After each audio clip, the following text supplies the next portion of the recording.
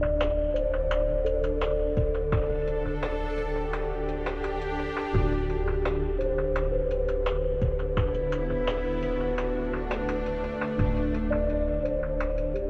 describe yourself as a student of history, and you say that the war in Vietnam was a failure because of a lack of strategy, but also that it was a part of failure of strategy in that our military planners didn't seem to understand the limits of military power following World War II. Are we still in that world even after a 12-year experience in Afghanistan? This is a problem with the American military in Vietnam, and that is an unquestioning belief in its operational efficacy.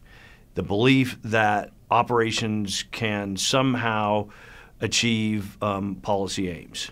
And this is, one can link the United States' problem in Vietnam up to the current wars in Iraq and Afghanistan. And if we're going to criticize generals, we can certainly criticize General Westmoreland for having this problem, for thinking that there is an operational solution to the war in Vietnam. For General Westmoreland, it's a combination of search and destroy, pacification of the rural countryside, building up the South Vietnamese forces. And one can draw a straight line from a general like Westmoreland all the way through to General Petraeus today. Or in the last couple of years in Iraq and Afghanistan, especially in Afghanistan. I mean, look at the title of his biographer's book, Paula Broadwell, All In. That, it seems to me, is part of the problem. Maybe sometimes we don't need to go all in, especially in a case with Afghanistan where the core policy objective is quite limited. It's very small. So why do we need to go all in with a counterinsurgency strategy, which is like a big, huge circle, to get after the core policy aim, which is the destruction of al-Qaeda, which is a circle this size? The idea that a war can be won with the right implementation, with the right, as you describe it, a savior general, is almost a textbook case right out of Hayek's The Fatal Conceit. That is that with the right amount of planning, any aim is achievable by some standard. And how do it seems unlikely that after the two wars that we've just been through that the Pentagon would persist in that kind of thinking. But is that kind of thinking inevitable? It's a difficult thing for a military when it commits to fighting a war premised on a certain operational framework. And once, especially a professional military like the United States Army, once it embraces a certain operational framework and it works really, really hard at making it succeed, and it invests blood, right? I mean, you spill blood, your friends, your subordinates, right? Leaders are killed, wounded, all those kinds of things. And it comes to believe that it can be made to work as long as it's given the right amount of time. I mean, that is a legitimate operational concern or point to make for counterinsurgency. That to do counterinsurgency successfully in Afghanistan, it will take a long time. That kind of counterinsurgency does take time, but time is a calculation of strategy. And especially in a democracy, strategy has to take into account social will, political will, and time becomes an important calculation. And so this becomes a problem when a military's operational framework eclipses strategy and potentially even policy. In the business community, people are very critical of companies that grow really big and get away from core competencies. Yeah, right. And so it leads us, I guess, within a bureaucratic mode to situations where we have a surge in Iraq. And then the politicians who defend that surge say, that thing worked really well. Right. And the answer, I guess the response question would be, so? We're still far away from what could be described as a core competency in the larger execution of war itself. Yeah, there's a couple things.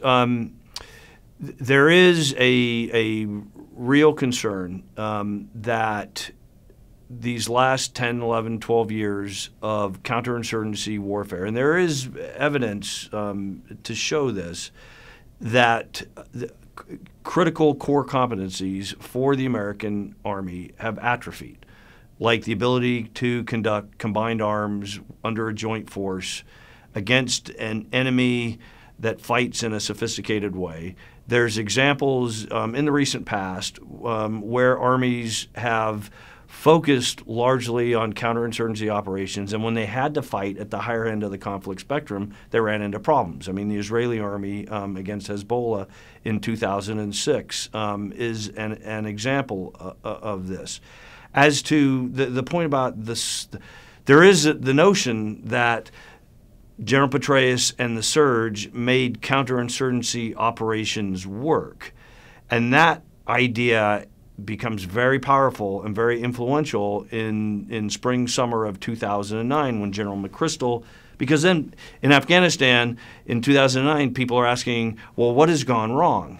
And then the answer then is bad tactics, bad generals. So you relieve the so-called bad general, General McKiernan, and you replace him with the savior general. And this term savior general is used by people like Victor Davis Hanson, who's coming out with a book next month titled The Savior Generals: How Great Commanders Saved Lost Wars from Ancient Greece to Iraq. So then it's back to this, the one guy can turn a complex war around. And so this idea that one person, a savior general, turned his army around in Iraq, made counterinsurgency operations work, whether or not that's really what caused the lowering levels of violence that occurred in Iraq by the end of 2007 is a whole different story. But that idea that war could work is then imposed on Afghanistan in 2009.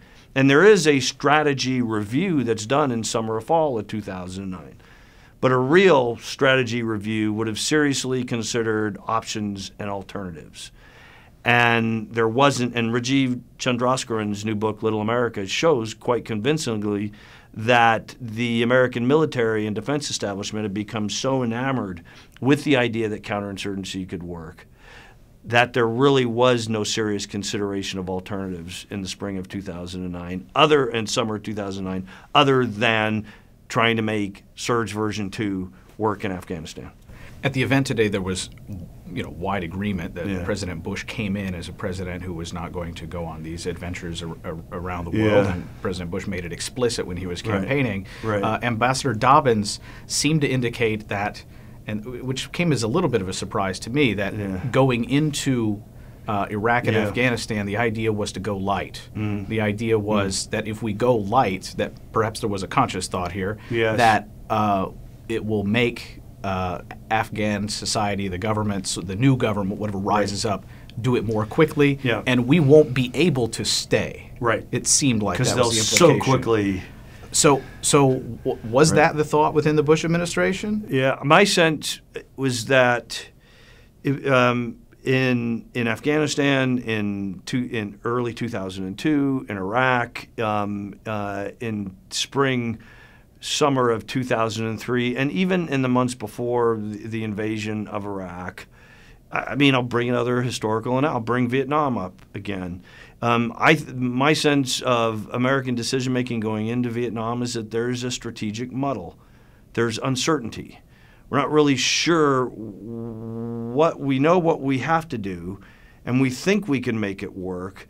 So let's just throw some military forces out there, and something good will happen. Something positive will happen. I mean, it's almost like Ludendorff, the German general in Spring Offensive, 1918, where he spends the entire year before focusing on retraining his army, which he does, and it's premised on the idea that if we can just produce some tactical success, that will lead to strategic success. And so I think with Afghanistan and Iraq, what the ambassador was getting at was strategic confusion, because there was one train of thought that said, yes, the Secretary Rumsfeld view that we can go in, remove the regime, and then leave quickly.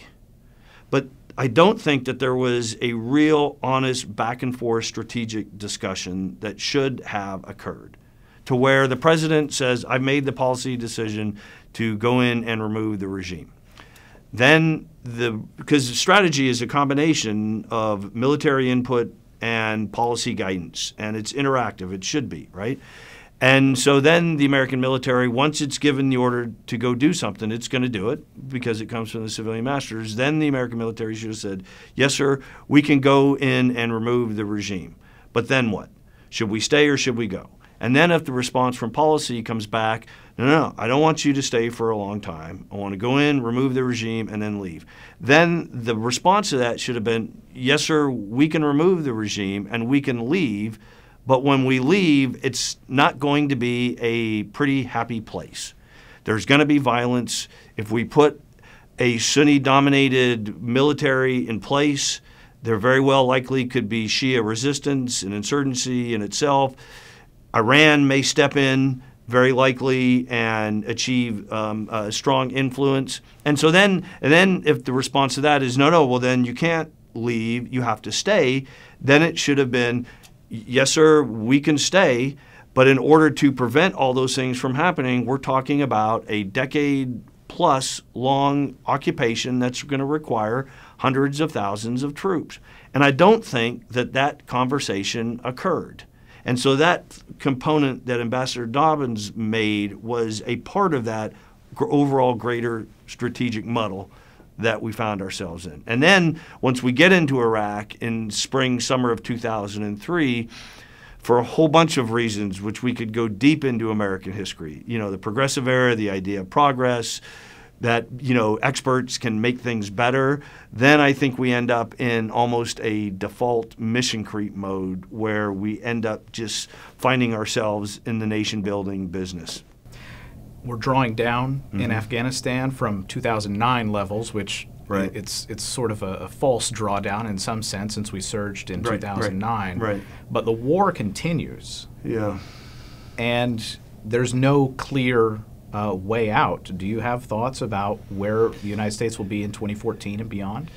Ultimately, that's a policy decision on the part of the president. What he decides to leave in place, there's been recommendations. General Mattis, the former CENTCOM commander, has recommended we keep 20,000 American troops in Afghanistan for the indefinite future or for a considerable amount of time. Again, it's a policy decision on whether or not President Obama wants to keep troops there at what level or whatever. I would just answer that question with a view towards history, which again suggests one of the things you brought up at the beginning, and that was whatever we decide to do, let's decide to do it on the premise of there are limits to what our power can accomplish in the world, especially military power.